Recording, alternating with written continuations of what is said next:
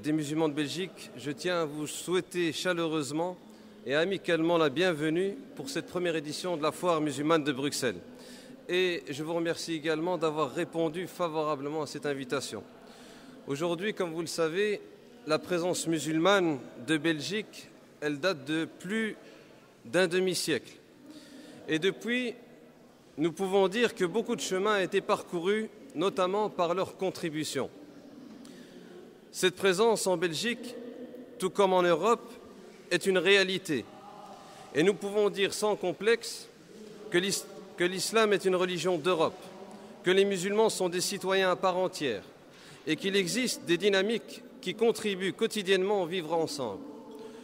Nous estimons essentiel de mettre en avant la contribution positive des citoyens de confession musulmane à notre pays, comme en témoigne notamment le cimetière musulman de Gembloux, où reposent des combattants morts durant la Deuxième Guerre mondiale.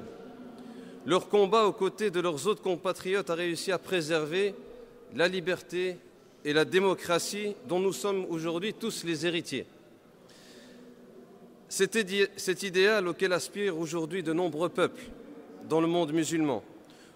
Nos pensées vont pour eux, ainsi que pour tous les peuples de la terre qui ont décidé de prendre leur destin en main au prix de lourds sacrifices pour se libérer du joug de ces dictatures.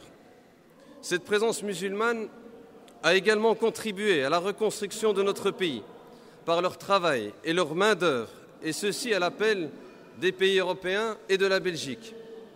Soulignons aussi la contribution au quotidien et loin des caméras de millions d'Européens de confession musulmane qui participent à nos instances démocratiques pour faire vivre la démocratie, qui s'engagent activement à l'essor de nos sociétés, à la promotion culturelle et artistique, à l'élan de solidarité contre la pauvreté, l'égoïsme et le repli identitaire. Pour cela, la Ligue des musulmans de Belgique vise à ce que la présence musulmane en Belgique et sa visibilité, elle soit reconnue dans l'harmonie, la sérénité et la dignité. C'est pourquoi elle s'est donnée comme mission, d'œuvrer à la préservation de l'identité musulmane, mais également à la promotion d'une citoyenneté active et participative. La LMB, elle prône une lecture de l'islam qui permette aux musulmans de vivre en harmonie avec leur contexte, tout en restant fidèles à leurs références ou leurs principes. Elle encourage également les musulmans à participer de manière positive à l'essor de la société dans laquelle ils vivent, et ce, à tous les niveaux, que ce soit politique, social, économique, humanitaire, éducatif. Elle défend une vision réaliste, pragmatique et loin des extrêmes, pour donner les outils aux musulmans d'une identité apaisée, multiple et en constante évolution. Nous voulons que la présence musulmane participe à la consolidation des valeurs utiles à nos sociétés, telles que la justice, la liberté, la dignité, le respect, la fraternité, l'égalité et la solidarité. Et ensemble, nous relèverons, j'en suis sûr, les défis de nos sociétés, loin de tout discours extrémiste qui érige des murs et des barrières entre les êtres humains, qui vise à éradiquer toute visibilité de la diversité au sein de nos sociétés. Ensemble, le dernier message que je voudrais faire passer, ensemble cultivons cette diversité, parce que cette diversité elle est porteuse de valeurs riches et utiles pour notre société, pour plus de justice sociale et d'égalité. Et je conclurai avec cette parole prophétique, cette sagesse prophétique qui disait que le meilleur d'entre vous, c'est celui qui est le plus utile aux gens. Nous avons entendu ce matin des déclarations qui, je vais vous dire tout de suite, je suis l'ancien président de Caritas Catholica ici en Belgique et Caritas International. Vous voyez tout de suite la couleur que j'ai, les convictions qui sont les miennes. Eh bien, ce matin, j'ai entendu des discours et des interventions qui sont entièrement conformes avec mes convictions profondes. J'ai entendu des paroles de dialogue, d'ouverture, et il est extrêmement important que nous puissions nous rencontrer et nous connaître mieux. Nous devons faire sauter les barrières. Je crois que si au sommet, les responsables se parlent, et il y a des institutions qui se mettent en place maintenant pour que ça se fasse d'une manière régulière, il faut que le courant descende, il faut que le courant passe dans l'opinion publique, dans la population, et c'est à ça que nous devons nous attacher désormais. Je crois que c'est extrêmement important. Les conférences, les interventions que vous avez entendues tout à l'heure, notamment de celle de Cheikh Issam El-Bachir et de Tariq Ramadan, les principes qui ont été mis en lumière, ce sont nos convictions. Ce ne sont pas que des propos, ce ne sont pas que des slogans, ce sont des choses auxquelles nous croyons. Nous croyons pour le vivre ensemble, nous croyons à cette paix entre les citoyens, nous croyons à cette cohésion sociale.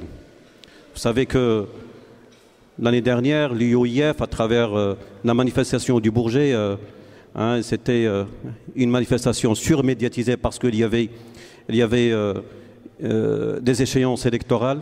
Tout ça s'est passé. La sérénité, elle reste. Nous sommes aujourd'hui pour que chacun assume sa responsabilité de citoyen. Nous sommes pour le vivre ensemble en tant que citoyens de Belgique ou de France ou d'Europe, des musulmans responsables. Des musulmans responsables dans leur pays. Nous sommes des musulmans d'Europe, nous devons assumer cette responsabilité. Nous aimons nos pays, nous sommes des citoyens qui sont attachés à leur citoyenneté. Et en tant que musulmans, c'est une responsabilité, c'est une conviction et ce n'est pas des slogans. Nos jeunes, nos enfants doivent le comprendre, doivent le savoir, doivent être éduqués pour ça. Et nous sommes pour un avenir meilleur en tant que citoyens d'Europe. Je pense que c'est très important qu'ensemble, nous puissions lutter contre tous les préjugés, contre toutes les discriminations, contre tout ce qui fait des musulmans parfois le bouc émissaire. Et je pense que ce travail-là, il vous appartient et il nous appartient. C'est la meilleure façon de lutter contre le populisme, contre tout ce qui menace la démocratie en général et la pratique de votre religion en particulier. Et donc pour tout ça, vous aurez toujours les écologistes au rendez-vous de la diversité et du dialogue. Et par ailleurs, je peux vous assurer que les mêmes écologistes au niveau du Parlement européen défendent la même vision à l'échelle de l'Union européenne. Il y a beaucoup de musulmans en Europe et c'est très bien comme ça. Ce sont des citoyens européens et c'est à ce titre-là qu'ils sont nos partenaires, nos citoyens, nos amis, ceux qui vivent avec nous sur cette terre, sur cette planète, mais aussi dans cette Europe et dans ce pays. Il faut donc que nous encouragions toutes les initiatives qui se prennent, toutes les initiatives de dialogue, et que nous prenions nos distances par rapport à tout élément de violence, que ce soit des violences en parole, que ce soit évidemment des violences physiques. Ce n'est pas ça qui fait avancer le schmilblick, comme on dit. Ce qui fait avancer les choses, c'est un esprit de paix, de fraternité et de profond respect les uns pour les autres. C'est dans cet esprit que je suis venu vous rencontrer et je suis extrêmement heureux d'avoir pu le faire et de continuer à travailler avec vous. Nous avons l'honneur, lors de cette rencontre, de participer à tout ce qui permettra l'élaboration de l'entraide, du partenariat et de toutes choses pouvant réaliser la paix et le bonheur de la société civile sur un plan international. Je dis en définitive, je vous dis, mesdames et messieurs, que ce temps où nous vivons, le temps des problèmes écologiques, le temps des problèmes de la couche d'ozone, le temps de réchauffement planétaire, le temps des crises économiques, n'est-il pas le temps justement où nous devons nous rapprocher, nous serrer les coudes, nous serrer les mains, tendre la main aux autres afin d'œuvrer entre civilisations, de travailler ensemble afin de lever justement les défis qui aujourd'hui menacent notre chère planète.